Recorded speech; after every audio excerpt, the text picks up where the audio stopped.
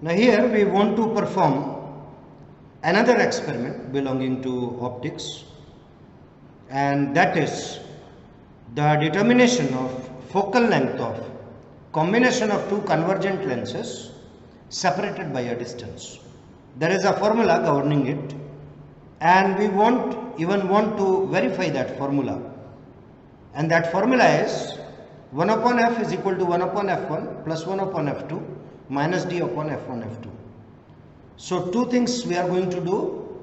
We are going to find the focal length of combination of lenses separated by a distance, as well as we are going to verify the formula of this combination. It is the experiment of optics, and basically it is the experiment of ray optics, and we are going to see some properties of cardinal points of coaxial lens system. So these three things we are going to do in this experiment. Let us see the instrument used for this, and first thing which we are using for this specific experiment is the optical bench. This is the optical bench, and on this optical bench there are uprights. These are the uprights. So let us see what are the uprights and what they are holding.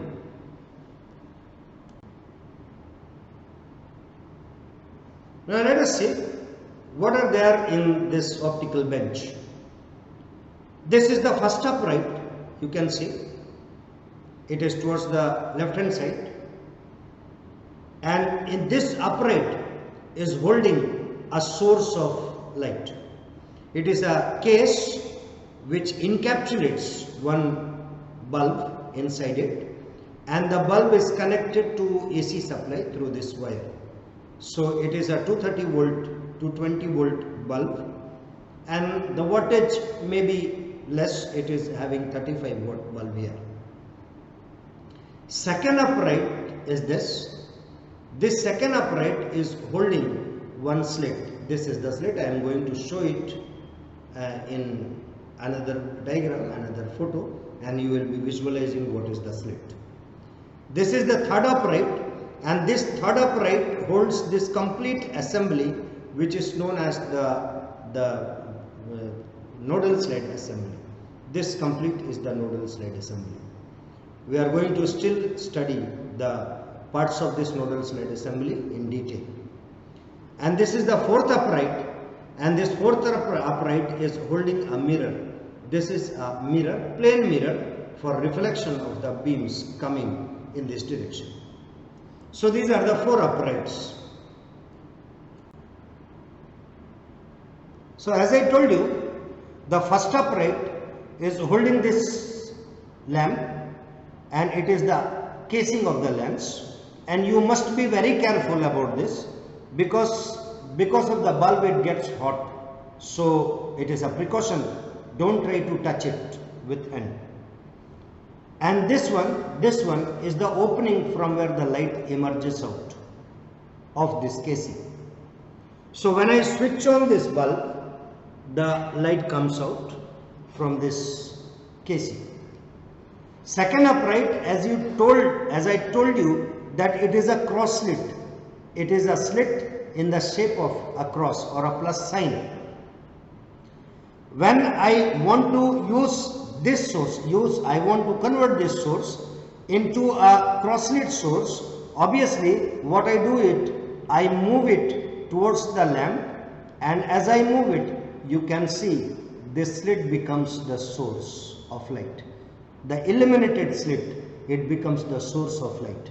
So now this bulb is not the source for us, but this cross slit is the source for us. And the position of this cross slit on the optical bench is going to be the position of the source. So this is the arrangement for the cross slit. Second upright, which is holding the nodal slide assembly. You can see it here. In this nodal slide assembly, you are having these two discs. You can see these two discs. One disc, the lower disc is fixed, and in this disc there is markings for angular separation 0 to 360 degree. The upper disc is attached with this assembly which is holding the lens, and this is having a reference line only to read the angle. Although angular measurement is not necessary here, but there is a provision. Now, in this assembly, you have this rack and pinion arrangement. With the help of this rack and pinion arrangement, keeping the upright at a constant position, you can change the position of the lens holder with the help of this rack and pinion arrangement. Above this rack and pinion arrangement, you are having this lens holder. You can see it. This is the lens holder.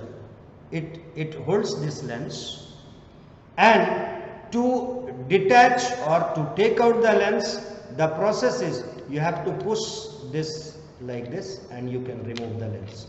By pushing it, you can even attach the lens in this assembly. So this is the way by which we remove and place the lens. This is lens holder. In this lens holder, you can see there are two grooves. In one groove the lens is there, the second groove is empty, this groove is empty. Whenever we want to keep two lenses in contact, not in separation but in contact, then we use these two grooves. Otherwise, only single groove is going to be used for holding the lens. This you can see, this is the provision for attaching another lens. Whenever two lenses are to be attached, this is used. So when we want to use a single lens, obviously we remove it. When we want to use two lenses separated by a distance, then we use this lens, that is lens holder. Except this, there is a scale for determination of the distance between the two lenses. Let me show you this scale clearly. You can see here, this is the mark which shows the position of the lens in this upright, and there are two different marks in this upright for one lens and the second lens. Suppose you keep the lens in first groove, you have to take this as in consideration. If you are keeping it in the second groove, then this will be the mark of position of the lens. So whenever you want to set the distance, you can see this is the 0 mark. This side there is a distance of 70 mm, that is 7 centimeter. From this 0, in this side also there is a distance of 7 centimeter. So you can keep at least 4 centimeter distance between the lenses, or you can keep at the most 14 centimeter between the two lenses. So suppose as I am using this mark for the lens, because I have kept in this specific position the lens. So obviously when I am going to when I am keeping this mark at say 20 centimeter, 20 mm, and this is kept say at 50 mm as it is here in the 50 mm mark. So the total distance between the lenses is from 0 to 20 mm this side, and from 0 to 50 mm this side. So 50 plus 20, that is equal to 70 centimeters distance is there between the two lenses. So this scale is used for measuring the separation between the two lenses.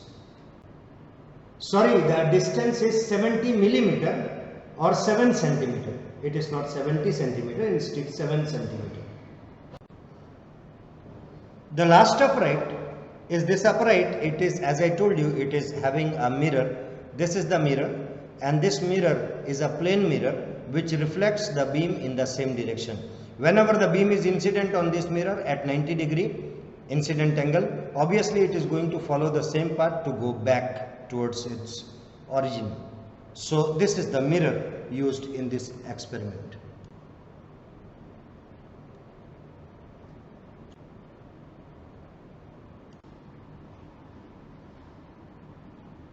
As we are trying to get the focal length of the combination of two lenses separated by a distance, obviously the first aim is to calculate the focal length of the individual lens which are going to be used in the combination. So what we do, we keep, see, in this nodal slide assembly, out of these two uprights for holding the lens, one is fixed, you cannot remove it. So whenever you want to get the focal length of the one lens, this removable is removed, this cannot be removed, so it is here. And in this I have kept first lens, the focal length of which is to be determined. So this is the position. You can see that this slit is glowing, the slit is on.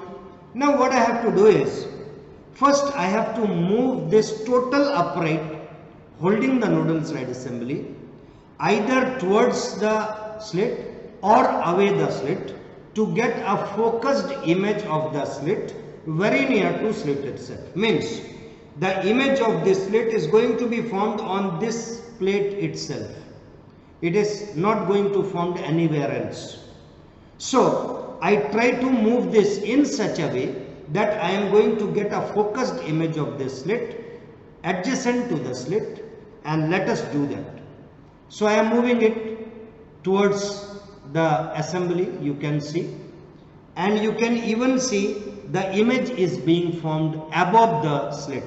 So I try to keep this image adjacent to the slit. As you can see, there is an image, and if you want to increase the intensity of the image, obviously this mirror is to be kept very near to the lens, then obviously the intensity is going to increase. Larger the distance of this mirror from the lens, dimmer will be the image. So I keep this mirror very near to the lens system, and now you can see the image, and let me show that image very clearly, and then we will proceed forward. So you can see this is the original slit, this is the slit, and this is the image of the slit, very adjacent to the slit itself. So this is the arrangement of the slit. In this specific position, basically the separation between the slit and the lens is exactly equal to the focal length of the lens. The cause I am going to explain you. See what is happening, the light is emerging from this source, it is incident on this convergent lens. Because the distance between this slit and the lens is exactly of the focal length, that's why the rays emerging from this slit after getting refracted by this source are becoming parallel beams. So these parallel beams are incident on this mirror, and because this incident is of 90 degree, that's why the mirror reflects back the beams in the same direction. So the parallel beams fall on this mirror, and because the distance from this lens to the slit is exactly equal to focal length, those parallel beams are again focused on this slit. And that's why when we keep the separation between the lens and this slit exactly equal to focal length, we adjust it by moving this nodal slide assembly. And when we have adjusted, we are very sure that the distance between this lens and the slit is exactly equal to the focal length of the single lens. But the position which we see here, the position which is visible to you just now, is the position of axis, which is around 98 point something, 98.3 or 4 centimeter. This is basically the position of this axis of the nodal slide assembly, and you can see here that your lens is not exactly at the axis of the assembly. I am again showing, see, this is the position of the lens, this is the position of lens, and around here somewhere there is the position of the axis. Means what you read here is not the focal length. So what we have to do is, we have to bring the lens to the axis of the nodal slide assembly, and that is done with the help of the property of nodal point of coaxial lens system. So let us try to find the position of the lens when it is exactly above the axis, because in the upright we can read only the position of the axis, not the position of the lens. Now to ascertain that whether my lens is exactly above the axis or not, What I do is I rotate this assembly in certain angle, say 5 degree left or 5 degree right, and I see what happens to the image formed on the slit. You can see I am rotating it, and while I am rotating, you can see the image is getting shifted. I am going to show you the same thing with more clarity. So let me show the slit only, and then I am going to rotate. See, I am rotating. You can see the rotation. Because of this rotation, the image is getting shifted. I am again showing the same with clear visibility of the slit. See, the slits are visible, the original slit and the image of the slit. Now see, I am rotating it. When I am rotating, you can see the horizontal shift in the position of the slit. So when I try to position the lens with the help of rack and pinion arrangement in such a position where this shift reduces and becomes equal to 0. When this shift will become equal to 0, only then it will be sure for me that the lens is exactly above the axis of rotation of the nodal slide assembly. So let us try to do this. So what I do now, I keep the position of this upright on the bench constant, and I try to change the position of the lens with the help of rack and pinion arrangement, and doing so again I try to find whether there is shift. You can see here the shift has decreased. Initially the shift was very large, but now the shift is very less. You can see it again with clear picture of the slit.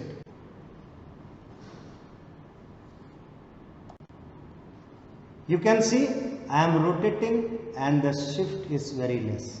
I am giving the same angle of rotation to the upright, but the shift is very less. Shift has reduced. So I have to adjust the position of the nodal side in such a way that the lens comes to the axis, and at that time there will be no shift at all. So that also I am going to show you just now. But what we observe here, keeping this constant, keeping the upright position in the bench constant, when I moved with the rack and pinion arrangement the position of the lens, the image becomes blur. It becomes blur. It is not focused now. So to focus it, I do not have to touch the rack and pinion arrangement. Instead, I have to move this lens, move this upright itself on the bench to get it focused again. And you can see now the image is again focused. It is again clear image. Again, with the help of rack and pinion, I change the position of the lens and try to bring it on the axis of rotation. At this position, I try to rotate. You can see the deflection of the image is very less. I move more, a little more, and again I try to find the shift, and you can see that has reduced. See, at this position the shift is approximately null. See, there is no shift at all.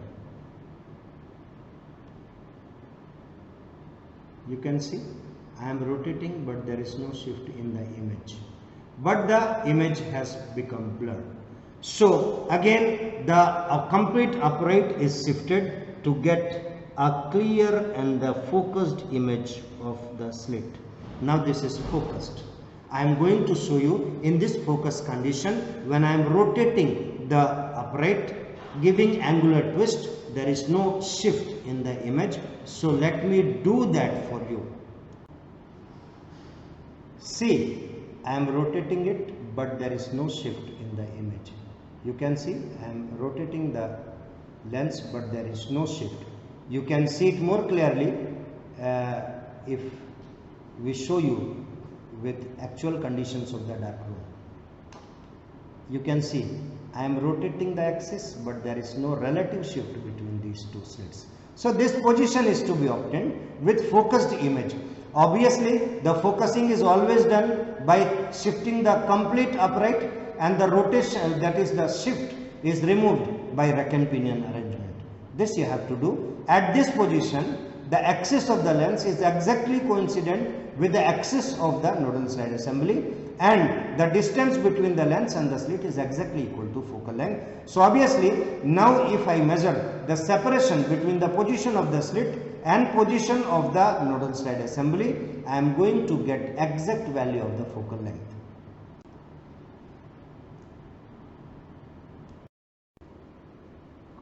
Now we take the reading. See, this is the slit. So to find the position of the slit, I see the mark of the upright on the optical bench, and you can very well see it. It is exactly at 75 centimeter. So the position of the slit is 75 centimeter. Now I move towards the nodal slide assembly, and I try to get the position of the nodal slide assembly on the optical bench. Can you see this? This is the position of the nodal slide assembly on the optical bench, and you can see the reading is 95.7 centimeter. 95.7 centimeter. So position of the cross slit is 75. This is 95.7, means the focal length becomes equal to 95.7 minus 75, that is equal to 20.7 centimeter. This is the position of the upright which is holding the lens. You can see it. This is the position of the upright. So that position is being taken as 95.7 centimeter. 95.7 centimeter. So the focal length of the lens becomes equal to 27 centimeter. What we took is the reading of the focal length of the lens when the light is incident on one face of the lens, the face which is facing the source.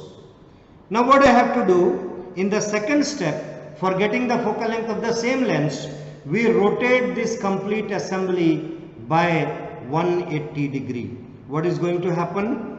The face which was facing the light is now away from the light, and the second face is facing the light, means light is incident on the other lens. Again we have to find the focal length.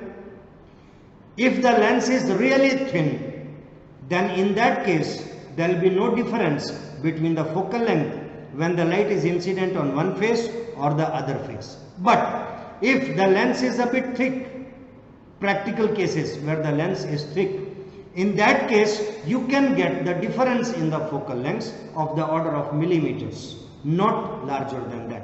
Again we do the same thing for this. First we focus the image with the help of movement of this assembly in the bench. Then we rotate this, and after rotating we see whether there is a difference, whether there is a shift in the image or not, and you can see it very clearly. Here the shift is very small, approximately negligible, because the lens is thin.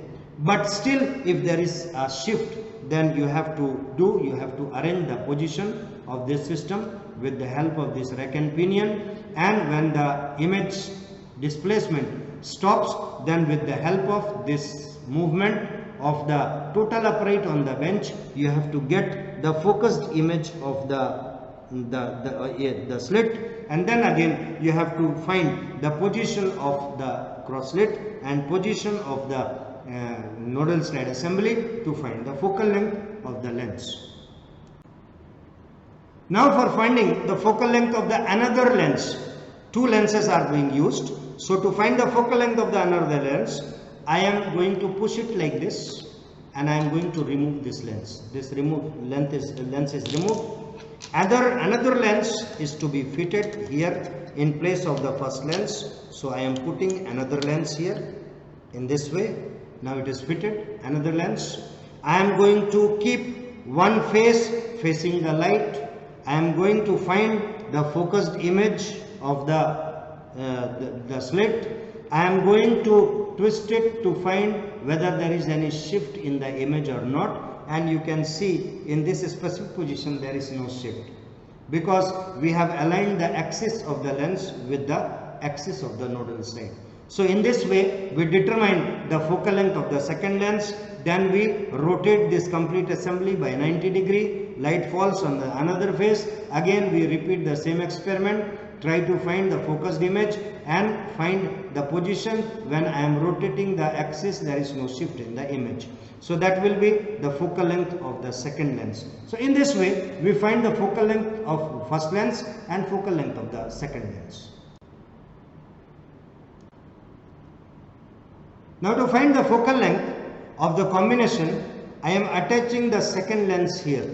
The two lenses, the lenses must be parallel with each other. The separation must be uniform separation in both the sides.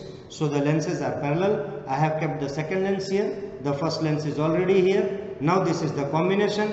What I have to do is, I have to adjust a specific distance between these two lenses.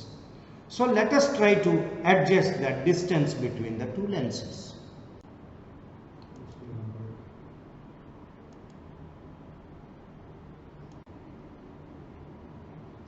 Now to adjust the distance between the two lenses, I bring this lens at the position of say 30 centimeter. The outer lens is kept in the outer, so I am keeping the outer mark at 30 centimeter. So this is the position of one lens. Now I move this to 30 mm mark, and when I bring this at 30 mm, you can see it is 30 mm. Now exactly the separation between the lens is 60 mm. In one side 0 to 30 mm, in the other side 0 to 30 mm. So the total separation between the lens becomes 30 mm plus 30 mm, that is 60 mm means 6 centimeter. So in this way I have adjusted the distance between the two lenses, separation between the two lenses. Now let us start the process by which I can find the focal length of this combination. So the two lenses are mounted. The assembly is again visible to you. Now what we do, we try to get the image of the slit adjacent to the slit itself, as we have done in the case of the single lens case. So see, I am moving this upright to get the image. In this side I am not getting any image. If I am moving towards the mirror, I am not getting any image. I try to move it towards the slit, and I am going to try to find the image of the slit formed at the slit itself, very adjacent to the slit. See, here you can see multiple images, and out of these multiple images you have to find which image is exactly the image of the slit after getting refracted by both the lenses.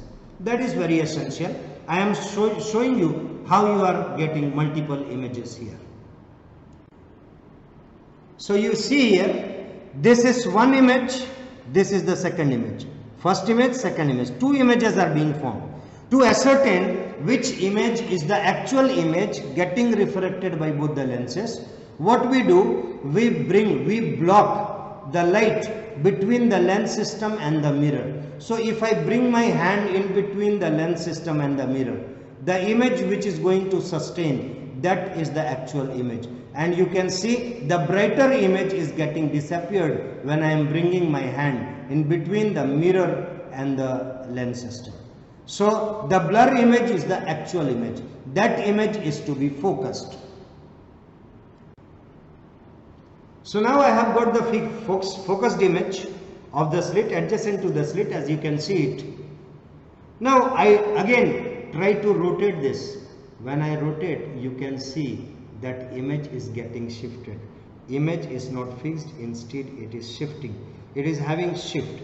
So what I do, I change the position of the lens system with the help of rack and pinion arrangement and try to find the position where I am going to get the focused image.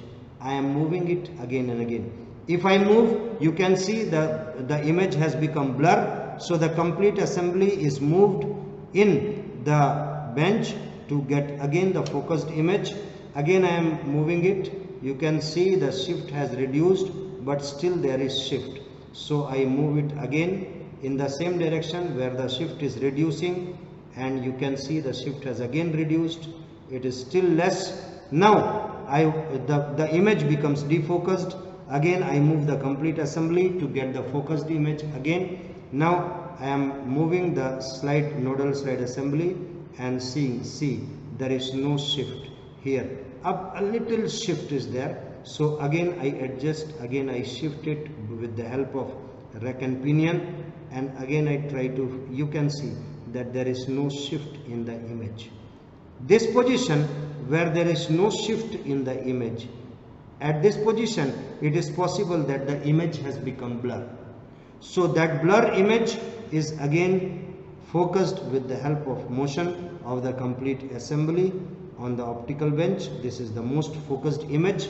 This will be the focal length of the combination. You see, in this specific case, neither of the lens is on the axis of rotation, because in the case of combination, the principal point lies between the two lenses, provided the lenses are convergent lenses. So the principal point is now focused. The principal point is on the plane of axis of rotation of the nodal slide assembly. Now we take the reading to find the focal length of the combination. See here, I am rotating the assembly. The rotation is observed by the movement of the light, reflected light, but there is no motion, no movement in the image of the slit. So at this position we have to take the reading of the focal length of the combination. So to find the focal length, again we find the position of the cross slit, that is at 75 centimeter. You can see this is the cross slit, and we are getting the position of the cross slit on the optical bench, that is equal to 75 centimeter. Now we move to find the position of the axis of the nodal slide assembly. You can see here, this is the nodal slide assembly holding the two lenses, and the position of this nodal slide assembly is read from the bench. It is 86.4 centimeter. 86.4. This is 75 centimeter, the position of the cross slit, and the position of this nodal slide assembly is 86.4. So obviously the focal length becomes 11.4 centimeter. So in this way we find the position that the focal length of the combination when one lens is facing the cross slit. Now you can see, initially in this specific position the cross slit is facing this lens. Now to find the focal length, again I have to rotate the complete assembly by 180 degree. What is going to differ now? The second lens is facing the cross slit, means the source of light. Again we find the focal length by the same method as I explained you, and the average of these two is going to be the focal length of the combination. So that's all. What we have to do is, again if you want that another reading you want to take, you can change the separation between the two lenses. Initially we took 6 centimeter. In the second step you can take the separation of say 8 centimeter. Again you can take the separation between the lens to be 10 centimeter, and for each case you have to find, as I told you, you can vary the separation from 4 centimeter to 14 centimeter. So as it pleases you, you can take so many readings by increasing the separation between the lenses by step of 1 centimeter or by step of 2 centimeter. So this is all about this experiment. Now we will be going in the part of the reading and calculation. How we write the reading and what is the calculation, that we are going to see. So now we see the reading. This is table 1 for the focal length of the first lens. We have taken two readings: when the light was incident on one face, when the light was incident on other face. So when the light was incident on one face, the position of the cross slit was 75 centimeter. The position of axis of rotation of the nodal slide assembly was 95.8. So obviously the focal length becomes 95.8 minus 75, that is 20.8 centimeter. When we rotated the complete assembly by 180 degree, now other face of the lens is facing towards the incident light. The position is same, cross slit's position is not going to change at all because that has been fixed by you. When we find the focused image, non-shifting image, the position of the rotation, that is axis of rotation of nodal slide was 95.6. So the focal length becomes 20.6 centimeter. We take the average of this 20.8 and 20.6 to get the focal length, average focal length of 20.7 centimeter. Same thing is done in the table 2 for the second lens. One face, other face, the position of cross slit 75, position of the axis of rotation of nodal slide 94.6. So the focal length becomes 19.6. In the second, when the other face was facing the light, the focal length is 19.7, and the average of 19.6 and 19.7 becomes 19.65, which is rounded up to 19.7. So this is the focal length of the first lens and the second lens, two individual lenses. In the third table, table number 3, by mistake it is table number 2, actually it is table number 3. This table is for the focal length of the combination of lenses. As I told you, first thing which we have to note in this case is what is the separation between the two individual lenses. For the first case, I have kept it to be equal to 6 centimeter. Light is incident on one lens, light is incident on the other lens. This is done with the help of rotation of 180 degree. So for the first case, when the light was incident on the first lens, the cross slit's position is 75. The position of axis of rotation for clear and non horizontal movement slit is 86.8. So the focal length becomes 86.8 minus 75, that is 11.8 centimeter. When other lens was facing, the same is the position of cross slit, but the position of axis of rotation is 86.6. So the focal length becomes 11.6. So in this specific separation between the two lenses, the focal length, average mean focal length, is 11.8 plus 11.6 divided by 2, that comes to be equal to 11.7 centimeter. This is the focal length of the combination of two lenses having approximately 20 centimeter focal length separated by a distance of 6 centimeter. It is equal to 11.7 centimeter. This is the experimental observation. Similarly, we have done for the second separation of 8 centimeter, third separation of 10 centimeter, and the respective focal length are 12.65 centimeter and 13.7 centimeter. Now see the part of calculation. The formula for calculation is F is equal to F1 F2 upon F1 plus F2 minus D, where F1 is the focal length of the first lens, F2 is the focal length of the second lens, D is the separation between the two lenses, and capital F is the focal length of the combination. So for the first separation of 6 centimeter, I put the value of the focal length of the first, which is equal to 20.7, multiplied by focal length of the second lens, which is 19.7, divided by the summation of 20.7 and 19.7 minus the D, that is equal to 6 centimeter, and the calculated value comes to be equal to 11.84 centimeter. Whereas the experimentally observed value of the focal length is 11.7, which is very near to the calculated value. Similarly, for 8 centimeter, I have calculated the value of focal length, which comes to be equal to 12.57, whereas the observed focal length is 12.65, very near to the actual value. Similarly, for the separation of 10 centimeter, the calculated focal length is 13.4 and the observed focal length is 13.7. So what we observe here, that we are able to find the focal length of the combination with the help of nodal slide assembly, as well as we are able to establish that the formula derived is getting the same value as obtained by the experimental arrangement. So I can say that the Newton's formula is really valid for the focal length of the combination of lenses separated by a distance. So that's all in this video. and we have done the experiment, we have obtained the reading, as well as we have calculated our calculation. And after that we have also explained, because there is similarity in the observed value and the expected value, so we can say that the Newton's formula is really valid for calculating the focal length of the combination. So that's all.